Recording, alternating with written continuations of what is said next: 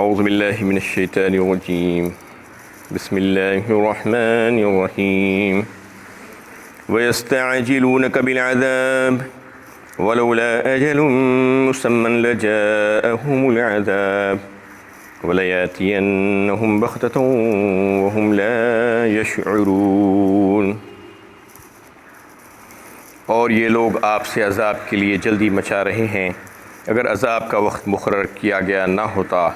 تو ان پر عذاب آ ہی چکا ہوتا، اور وہ ضرور اچانک ان پر واقع ہو کر رہے گا اور وہ اس سے بے خبر ہی رہیں گے۔ یہ سورہ عنکبوت کی 53 نمبر کی آیت ہے۔ اس سے پہلے کفار کا حال بیان ہوا تھا، اور پھر اس آیت میں اللہ تعالیٰ فرما رہے ہیں کہ نبی صلی اللہ علیہ وسلم جو تعلیمات پیش کر رہے تھے اس کو قبول کرنے کے بجائے، قبول کر کے اس کے اوپر ایمان لانے کے بجائے اور عذاب مانگ رہے ہیں یہ لوگ، اور جلدی کر رہے ہیں اس کی۔ اللہ تعالیٰ فرماتے ہیں کہ عذاب کا تو اللہ تعالیٰ نے ایک وقت مقرر کر کے رکھ دیا ہے، اور مہلت دی جاتی ہے قوموں کو، یعنی وقت دیا جاتا ہے تاکہ اپنی اصلاح کر سکیں۔ اور جو ہے ان کا حال تو یہ ہے کہ واقعی میں اگر ان کے گناہوں پر اللہ تعالیٰ پکڑنا شروع کر دیں تو پھر تو فوراً ان کو صفحہ ہستی سے مٹا ڈالا جائے، یہ تو ان کے اعمال ہیں۔ لیکن اللہ تعالیٰ کا یہ رحم ہے کہ اللہ تعالیٰ اپنے بندوں پر فضل کرتے ہیں اور ان کو مہلت دیتے جاتے ہیں، یہ ان کو جو ہے خبر نہیں ہے۔ لیکن جب ان کے اوپر عذاب آئے گا تو اچانک آئے گا اور ان کو پکڑ لے گا۔ یستعجلونک بالعذاب وان جہنم لمحیطۃ بالکافرین۔ یہ لوگ آپ سے بار بار عذاب کے لیے جلدی کرتے ہیں، حالانکہ جہنم کافروں کو اپنے گھیرے میں لے چکی ہے اور اس کے مستحق ہو چکے ہیں۔ یوم یغشاہم العذاب من فوقہم ومن تحت ارجلہم ویقول ذوقوا ما کنتم تعملون۔ اس دن عذاب ان کے اوپر سے اور ان کے پاؤں کے نیچے سے یعنی پوری طرح اپنی لپیٹ میں لے لے گا، اور اللہ تعالیٰ فرمائیں گے اپنی ان بدعمالیوں کا مزہ چکھو جو تم کرتے تھے۔ یہ عذاب دنیا کا بھی ہو سکتا ہے، اور پھر آخرت میں تو یقینی ہے جو نافرمانی کرنے والے جو لوگ ہیں ان کو اوپر سے اور نیچے سے عذاب ان کو گھیر لے گا، اور پھر اس دن ان سے کہا جائے گا کہ تم جو عذاب مانگ رہے تھے آج اس کا مزہ چکھو، یہ تمہاری بدعمالیوں کی سزا ہے۔ یا عبادی الذین آمنوا ان ارضی واسعۃ فإیای فاعبدون۔ اے میرے ایمان والے بندو، بے شک میری زمین کافی وسیع ہے، بس میری ہی عبادت کرو۔ اس میں ترک وطن کرنے کے تعلق سے بتایا جا رہا ہے کہ اللہ تعالیٰ یہ فرماتے ہیں کہ ہجرت کرو۔ تو یہ ہجرت کے تفصیل کے ساتھ جو بات آئی ہے سورہ نساء میں جو ہے گزر چکی ہے 5ویں پارے میں ہجرت کے متعلق، سارے اس کے مسائل، اس کے فضائل۔ اصل میں ہجرت کہتے کسے ہیں؟ ہجرت جو ہے ہجر سے ہے، کسی چیز سے بیزار آ کر اس کو چھوڑ دینا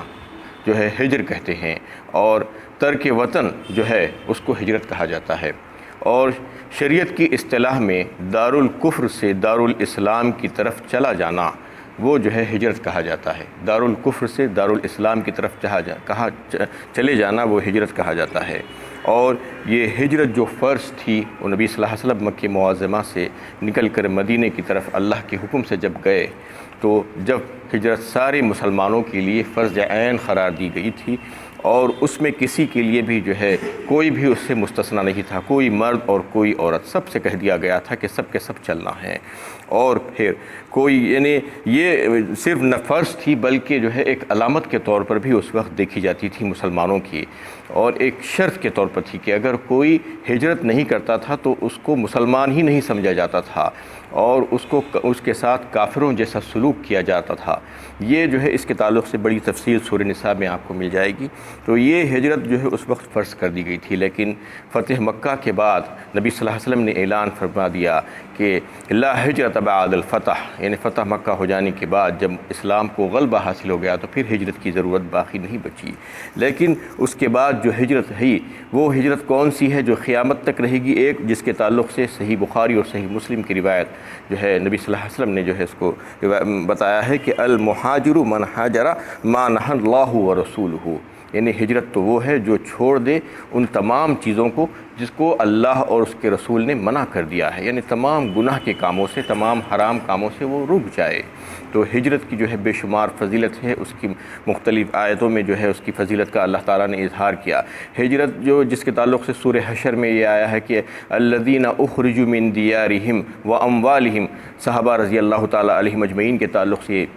آیت آئی تھی کہ ان کو کسی ملک میں اگر کفار مسلمانوں کو زبردستی مسلمان ہونے کی وجہ سے اگر ان کے گھروں سے نکال دیں گے اور ان کے مالوں پر قبضہ کر لیں گے تو وہ بھی ہجرت ہی کہلائے گی، یعنی ان کو زبردستی نکال کر باہر کر دیں گے، جیسا جو ہے صحابہ کرام کے ساتھ بھی ہوتا تھا۔ تو اس کو بھی جو ہے ہجرت ہی کہتے ہیں، اور ہجرت کے جو فضیلتیں ہیں اس میں جو ہے کئی ایک آیتیں آپ کو ملے گی، اور جو ہے الذین آمنوا وہاجروا وجاہدوا باموالہم وانفسہم فی سبیل اللہ اولئک اعظم درجۃ عند اللہ واولئک هم الفائزون۔ سورہ توبہ پارہ 10 میں جو ہے اللہ تعالیٰ نے اس کا تذکرہ فرمایا ہے کہ انہیں جو ایمان لائے اور عمل صالح کیے اور پھر انہوں نے ہجرت کی اور اللہ کی راہ میں جہاد کیا تو پھر ان کے بہت بڑے درجے ہیں اور اللہ تعالیٰ کے پاس بہت بڑا مقام اور مرتبہ ہے، وہ جو ہے فائز ہونے والے ہیں اس پر۔ اس طریقے سے جو فضیلت ہجرت کی آئی ہیں وہ کس کے لیے؟ ہجرت کے جو ہے بہت سے مقاصد ہو سکتے ہیں ہجرت کرنے کے تعلق سے، جیسا یہ کہ ہجرت جو ہے ایک تو اللہ کے لیے ہوتی ہے، وہ اللہ کے لیے جو ہجرت ہے اس کے فضائل ہیں، اس کے علاوہ بھی ہجرت کی جاتی ہے، جیسا کہ کسی سے شادی کرنے کے لیے، عورت سے شادی کرنے کے لیے کوئی ہجرت کرتا ہے، نقل مقام کرتا ہے، اپنا وطن چھوڑ دیتا ہے، وہ بھی ایک ہجرت ہے۔ اور جو ہے کسب معاش کے لیے کوئی کہیں چلا جاتا ہے اپنا وطن چھوڑ کر، وہ بھی ہجرت ہے۔ تعلیم حاصل کرنے کے لیے کوئی ایک ملک کو چھوڑ کر، اپنے وطن کو چھوڑ کر دوسرے ملک کو چلا جاتا ہے، وہ بھی ہجرت ہے۔ لیکن دوسری دیگر جو ہجرتیں ہیں اس میں کوئی فضیلت کی بات نہیں ہے۔ یہ فضیلت کی جو آیتیں نازل ہوئی ہیں، جو فضیلت بیان ہوئی ہے ہجرت کے متعلق، وہ ہجرت فی سبیل اللہ ہے، یعنی اللہ کی راہ میں کلمے کی بلندی کے لیے اور دین اسلام پر چلنے کے لیے، اور کہیں پر اگر ایسے مواقع آ جائیں کہ دین اسلام پر چلنا مشکل ہو جائے تو وہاں سے جو نکلتے ہیں اللہ کے لیے، جیسا کہ مکے سے جو ہے مدینہ جو حضرات جو ہے تشریف لے گئے تھے، وہ ہجرت جو ہے قابل قدر تھی۔ ویسے ہی جو ہے سب سے پہلے جو ہجرت ہوئی مکے سے حبشہ کی طرف، وہ حضرات کی بھی جو ہے قابل قدر ہے ہجرت۔ تو یہ اللہ کے لیے جو ہجرت ہوتی ہے وہی قابل قدر ہے، جو اللہ کے لیے نہیں ہے، دیگر کاموں کے لیے ہے، اس کی کوئی قدر و قیمت نہیں ہے، بس وہ اپنے ایک ضرورت کے تحت جو ہے انسان کر لیتا ہے۔ تو اس آیت میں جو اللہ تعالیٰ جو بیان فرمائے ہیں، یا عبادی الذین آمنوا، یعنی ایماندار بندوں سے خطاب ہے اس میں، ایمان یعنی بے ایمان بندوں سے نہیں ہے، جو مسلمان ہیں، جو ایمان لانے کا دعویٰ کرتے ہیں، ان سے اللہ تعالیٰ خطاب فرما رہے ہیں کہ دیکھو میری زمین بڑی وسیع ہے اور کشادہ ہے، اگر تم کو جو ہے اس زمین پر یعنی کہیں پر ستایا جا رہا ہے اور یعنی اللہ کی عبادت کرنے سے روکا جا رہا ہے، اس میں مشکلیں پیش آ رہی ہیں، اور جو ہے دین پر قائم رکھنا تمہارے لیے دوبر ہو جائے، تو پھر وہاں سے تمہیں ہجرت کرنے کا حکم دیا جاتا ہے اس میں، یعنی اس میں دارالکفر سے جو ہے دارالاسلام کی طرف ہجرت کرنے کا جو ہے اس میں حکم دیا جا رہا ہے۔ اور ان الذین توفاہم الملائکۃ ظالمی انفسہم قالوا فیما کنتم قالوا کنا مستضعفین فی الارض قالوا الم تکن ارض اللہ واسعۃ فتہاجروا فیہا اولئک مأواہم جہنم وساءت مصیرا۔ سورہ نساء پارہ 5 میں اللہ تعالیٰ نے ان حضرات کا، ان لوگوں کا تذکرہ کیا ہے جو ہجرت کرنے سے پیچھے رہ جاتے تھے، تو ان کے تعلق سے یہ بتایا جا رہا ہے کہ جب وہ موت کے وقت ان کے اوپر آتا ہے، جب موت آتی ہے اور فرشتے ان کی روح قبض کرنے کے لیے آتے ہیں، ان الذین توفاہم الملائکۃ ظالمی انفسہم، جنہوں نے جو اپنے اوپر ظلم کر رہے تھے، یعنی ہجرت کرنے کا جب حکم تھا یا ہجرت کرنے کی جب ضرورت تھی تو اس وقت انہوں نے ہجرت نہیں کی، تو جب ان کی موت آتی ہے فرشتے آ کر روح قبض کرتے ہیں تو اس وقت ان سے پوچھتے ہیں قالوا فیما کنتم، تم کس حال میں تھے؟ قالوا کنا مستضعفین فی الارض، تو جب وہ فرشتوں کو یہ جواب دیتے ہیں کہ ہم جو ہے مغلوب تھے، ہم کمزور کر دیے گئے تھے زمین میں، اس لیے جو ہے ہم یہیں پر رہ گئے۔ قالوا کنا مستضعفین فی الارض قالوا الم تکن ارض اللہ واسعہ فتہاجروا فیہا، فرشتے ان سے پوچھتے ہیں کیا اللہ تعالیٰ کی زمین وسیع نہیں تھی؟ تم ہجرت کیوں نہیں کیے؟ تم اس کو چھوڑ کر کیوں نہیں چلے گئے؟ تمہارا یہ عذر کہ یہاں پر تم کو جو ہے مغلوب ہو گئے تھے تم، اور تم کو جو ہے عبادت کرنے کا حق تم سے چھین لیا گیا تھا اور تم مجبور تھے،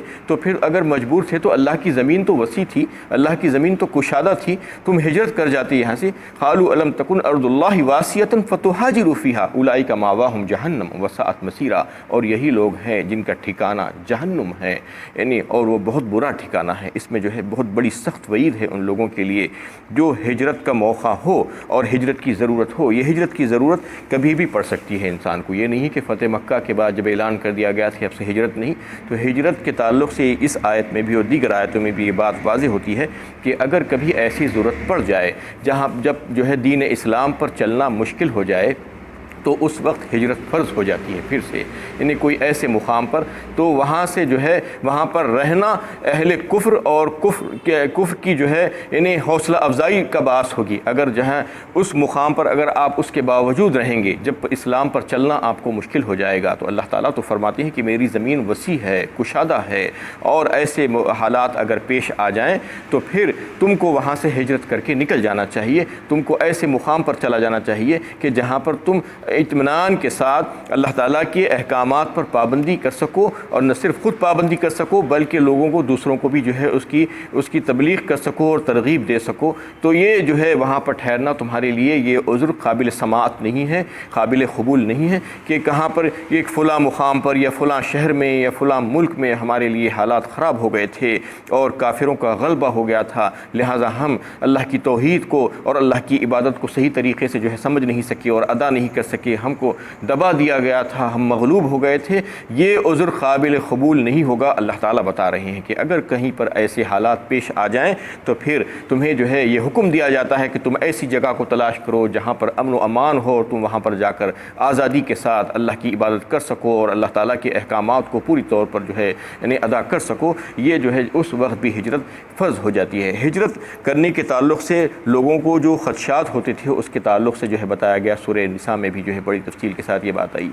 کہ لوگ یہ جو ہے خوف ہوتا تھا ان کو کہ اگر ہجرت کریں گے تو ہمارے جان و مال کا خطرہ ہے، اور پھر ہم کو جو ہے وہاں پر جانے کے بعد قیام کا جو معاملہ ہے وہ کیسے طے ہوگا، اور پھر ہماری روزی روٹی اور روزگار کا معاملہ کیسا ہوگا کہ بالکل ایک نئے مقام پر نئے وطن کو چلے جائیں گے۔ تو یہ تمام خدشات ان کے دلوں میں آتی ہیں۔ وَمَن يُهَاجِرْ فِي سَبِيلِ اللَّهِ يَجِدْ فِي الْأَرْضِ مُرَاغَمًا كَثِيرًا وَسَعًا وَمَن يَخْرُجْ مِن بَيْتِهِ مُهَاجِرًا إِلَى اللَّهِ وَرَسُولِهِ۔ اللہ تعالیٰ سورہ نساء میں یہ بات واضح فرما دیے کہ جو ہجرت کرتا ہے اللہ کی راہ میں تو پھر اللہ تعالیٰ اس کے لیے جو ہے بہترین مقامات اس کو عطا فرماتے ہیں رہنے سہنے کے لیے، اور پھر اس کے لیے وہ ساعت عطا فرما دیتے ہیں۔ اور ایسا ہی ہوا صحابہ کرام کے لیے، جب صحابہ کرام نے اللہ کے حکم سے اور نبی صلی اللہ علیہ وسلم کے کہنے پر اپنا سب کچھ قربان کر کے مکے سے مدینے کے لیے نکل گئے ہجرت کر کے، اندازہ لگائیے آپ کہ اپنا وطن چھوڑ دینا، اپنا ساری جان یعنی مال چھوڑ دینا، اپنی تجارت چھوڑ دینا، اپنا کاروبار چھوڑ دینا، اور اپنے اقربا اور رشتہ داروں کو سب کو چھوڑ کر اللہ کے حکم پر جب نکل گئے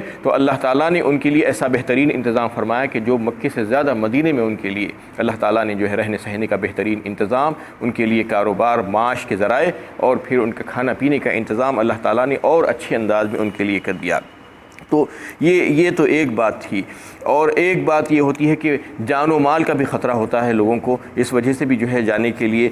باہر نکلنے کے لیے اپنے وطن کو چھوڑ کر لوگ ڈرتے ہیں، اس کے تعلق سے بھی جو ہے آگے آیتیں آ رہی ہیں۔ لیکن ایک بات جو ہے جو ضروری ہے یہاں پر میں بتانا چاہتا ہوں آپ کے کہ اللہ کے لیے اللہ تعالیٰ کہتے ہیں کہ اگر کسی مقام پر ایسے حالات پیش آ جائیں جہاں پر اسلام کو جو ہے قائم رکھنا مشکل ہو جائے اور اللہ تعالیٰ کے احکامات پر پوری طریقے سے پابندی نہ ہو سکے، تو آپ کو وہاں سے ہجرت کر کے چلے جانا ہے۔ لیکن بدقسمتی کی بات یہ ہے کہ لوگ بہت سے ایسے ہیں جو اپنے وطن میں جہاں پر جو ہے یعنی اچھی طریقے سے اللہ تعالیٰ کے احکامات کو پورے کر سک رہے ہیں الحمدللہ، جیسا کہ ہمارا ملک ہے ہندوستان، یہاں پر اللہ تعالیٰ نے جو ہے ایسے حالات ہمارے لیے بنا کر رکھ دیے ہیں کہ کسی قسم کی کوئی دشواری نہیں ہے عبادات کے معاملے میں اور دوسرے دیگر کاموں کے معاملے میں، اور جو ہے ہم اس کو اچھی طریقے سے ادا کر سکتے ہیں، اور جو ہے دعوت و دین کا تبلیغ کے کام پر بھی کوئی پابندی نہیں ہے، عبادتوں کے سلسلے میں بھی کوئی پابندی نہیں ہے، پوری آزادی ہے۔ لیکن اپنی معاش کو بڑھانے کے سلسلے میں لوگ اس مقام کو چھوڑ کر دیگر مقاموں کو جا رہے ہیں، جبکہ جو ہے ایسے مقام پر جہاں پر عبادت اچھی طریقے سے نہیں ہو سکتی ہے دوسرے مقام کو تلاش کر کے جانا ہے، جبکہ یہاں پر الٹا معاملہ ہو رہا ہے۔ یہاں پر اچھی طریقے سے آپ کو آزادی دی گئی ہے الحمدللہ اللہ کی طرف سے، اللہ کا فضل ہے، لیکن اس کو چھوڑ کر صرف معاش کو اپنے ذرائعوں کو بڑھانے کے لیے دیگر مقامات کو جاتے ہیں جہاں پر جو ہے ہے مذہبی آزادی نہیں ہے، وہاں پر یعنی فرائض کی ادائیگی بھی مشکل ہو جاتی ہے بسا اوقات، ایسا سننے میں آ رہا ہے۔ اور کئی ایک ایسے مقامات ہیں جہاں پر جمعے کی ادائیگی بھی نہیں ہو سکتی، اتنے لوگ بھی نہیں ہیں، یا جو ہے کسی اور مشکل کے تحت جو ہے وہاں پر جمعہ بھی نہیں ہو سکتا، اور دیگر فرائض روزانہ کی جو نمازیں ہیں اس میں بھی بڑی دشواری پیش آتی ہے۔ کئی ایک ایسے مقامات ہیں جہاں پر آپ کو اجازت نہیں دی جاتی کہ آپ نماز کے لیے جا سکیں۔ تو ایسے مقامات کو جو لوگ جا رہے ہیں یہ بدقسمتی اور محرومی ہے ان لوگوں کے لیے کہ صرف جو ہے معاش کمانے کے لیے، جبکہ اللہ تعالیٰ نے جو ہے وعدہ کیا ہے کہ تمہاری روزی روٹی کا، تمہارے رزق کا، اور یہاں پر بھی مل رہا ہے وہاں پر بھی ملے گا، لیکن صرف اپنی روزی کو بڑھانے کے لیے اور جو ہے زیادہ خواہشات کے لیے حرص میں جو ہے اس مقام پر چھوڑ کر جا رہے ہیں جہاں پر آپ کو آزادی ہے مکمل اور اچھی طریقے سے آپ اس پر عمل کر سک رہے ہیں، لیکن اس کے باوجود ایسے مقامات پر جا رہے ہیں۔ یہ سوچنا چاہیے، اور یہ آیت جب ابھی میں نے آپ کے سامنے تلاوت کی ہے سورہ نساء کی، اس پر غور کرنا چاہیے کہ جب موت کا وقت آئے گا اور فرشتے آ کر آپ سے سوال کریں گے روح قبض کرتے وقت کہ تم کیا حال میں تھے، تم کیوں گئے تھے وہاں پر، تم کو کس نے کہا تھا جانے کے لیے، جبکہ تم کو یہاں پر آزادی تھی، اچھی طریقے سے تم اللہ تعالیٰ کے احکامات پر پابندی کر سکتے تھے، لیکن اس کے باوجود تم ایسے مقام پر اٹھ کر چلے گئے، ہجرت کر لی جہاں پر جانا تمہارے لیے اچھا نہیں تھا، صرف تم مال کمانے کی غرض سے وہاں پر گئے تھے، تو اس کا کیا جواب دیں گے یہ سمجھ لینا چاہیے۔ اس کو سمجھ کر جو ہے ہم آج اپنی زندگی گزاریں اور ایسے مقام پر ہم جو ہے رہنے کی کوشش کریں جہاں پر اللہ تعالیٰ کے احکامات کو پوری طریقے سے ہم جو ہے اچھی طریقے سے ادا کر سکتے ہیں، بالکل اپنے اختیار سے اور آزادی کے ساتھ، اور پھر دین اسلام کو فروغ دینے کے سلسلے میں بھی ہم کچھ کام کر سکتے ہیں، تو ویسے مقام پر جو ہے ہم کو جو ہے آپٹ کرنا چاہیے اور ویسے مقام پر رہنا چاہیے۔ وآخر دعوانا ان الحمد للہ رب العالمین۔